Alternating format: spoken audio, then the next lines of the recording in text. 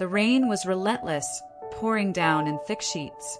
Streets had turned into muddy streams, and the water kept rising. I could barely see clearly through the storm. But what I saw was unforgettable. That little kitten, soaked to the bone, struggling to keep his head above water. His tiny paws flailed desperately as waves from passing cars pushed him side to side. Without thinking, I rushed out. I didn't even have time to grab an umbrella.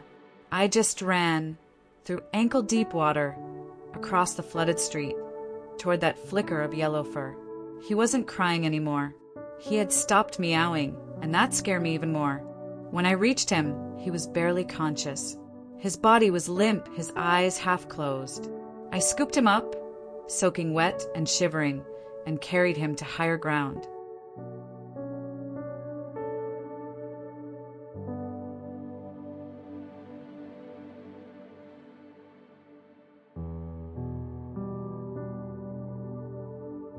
Back inside my house, I found an old cardboard box, lined it with a towel, and gently placed him inside. He was still trembling. Water dripped from his fur as I wrapped him in a warm cloth and began drying him off, slowly and carefully.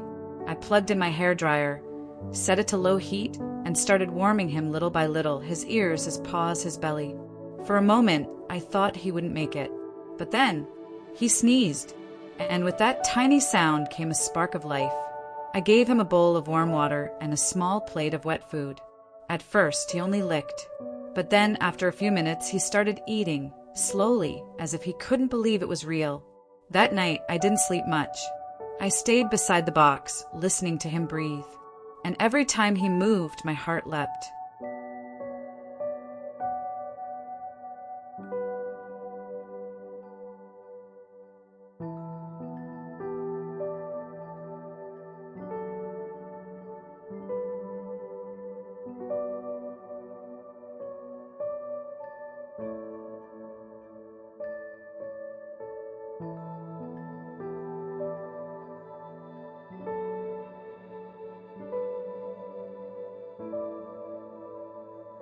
I named him Sunny for his golden fur, and for the light he brought in on such a dark, rainy day. I bought him a small litter box, set up a cozy corner just for him, and began teaching him everything from scratch: where to eat, where to sleep, how to use the litter, and, most importantly, that he was safe now. Day by day, Sunny grew stronger.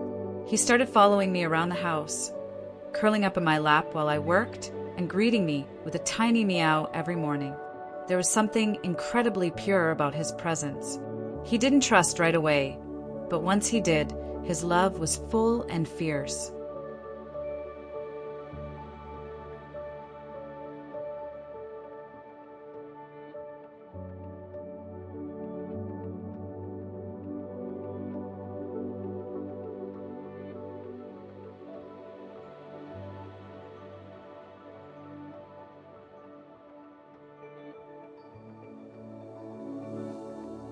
Weeks passed. Sunny no longer fit in the palm of my hand. He was now a lively, curious little ball of energy. Everywhere I went, he followed. If I sat, he sat. If I walked to another room, he was 2 steps behind. We became a pair, a team. He wasn't just a rescue anymore, he was family. Sometimes I wonder what would have happened if I had looked away that day. If I had said, "It's just a cat. Someone else will help." But I didn't. And today, I get to wake up every morning to Sunny rubbing his head against mine, purring like a little engine.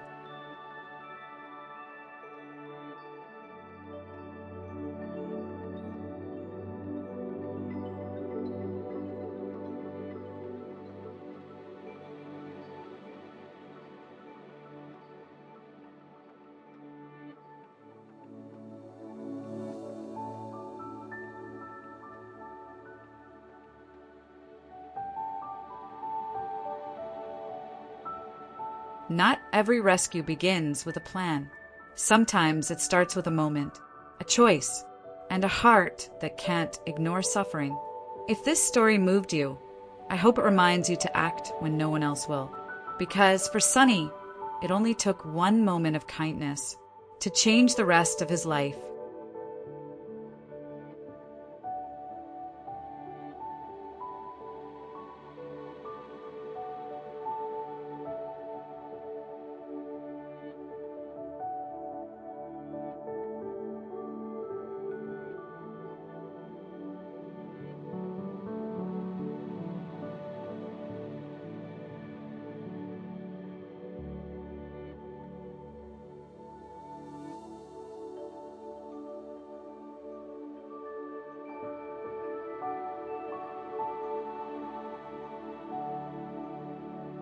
Now, Sonny doesn't remember the flood. He doesn't remember the cold, the fear, or the moment he almost disappeared beneath the water. What he remembers is the warmth of my lap, the taste of his first real meal, the safety of a home where every heartbeat around him says, "You are wanted here." He spends his days chasing sunbeams on the floor, curling up by the window, or sleeping on top of my keyboard just to be near me. And every time I look at him, I don't just see a cat. I see a story that almost ended too soon. I see hope wrapped in fur. I see how something so small can fill an entire house with love. Sonny didn't just survive. He found joy. He found belonging. And maybe, just maybe, he saved me too. Because sometimes when you rescue a life, that life ends up rescuing you right back.